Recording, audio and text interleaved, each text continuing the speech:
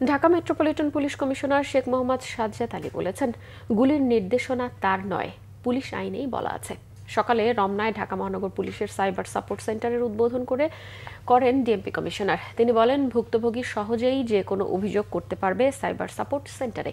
24 ঘন্টা একটি দল কাজ করবে ভুক্তভোগীদের সেবা দিতে। সাংবাদিকদের এক প্রশ্নের জবাবে কমিশনার আরও বলেন, পুলিশ অরাজকতা প্রতিহত করতে গেলে তাদের সাথে অসদাচরণ করা যাবে না। যারা আগুন জ্বালিয়ে ককটেল মেরে নাশকতার চেষ্টা করছেন, যে কোনো মূল্যে তাদের প্রতিহত করা হবে বলেও ডিএমপি কমিশনার হুঁশিয়ারি করে দেন। জানান, পুলিশ আইনের 3টি ক্ষেত্রে গুলি করার নির্দেশনা আছে।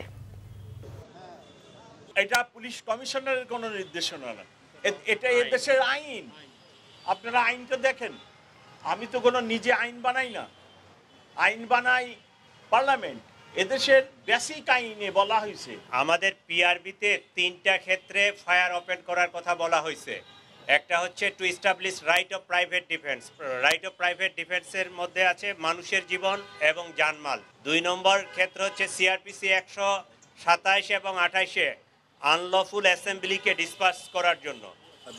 3 নম্বর ক্ষেত্র আছে কোনো যাবজ্জীবন প্রাপ্ত এবং মৃত্যুদণ্ড প্রাপ্ত কোনো আসামির অ্যারেস্ট এক্সিকিউট করার জন্য।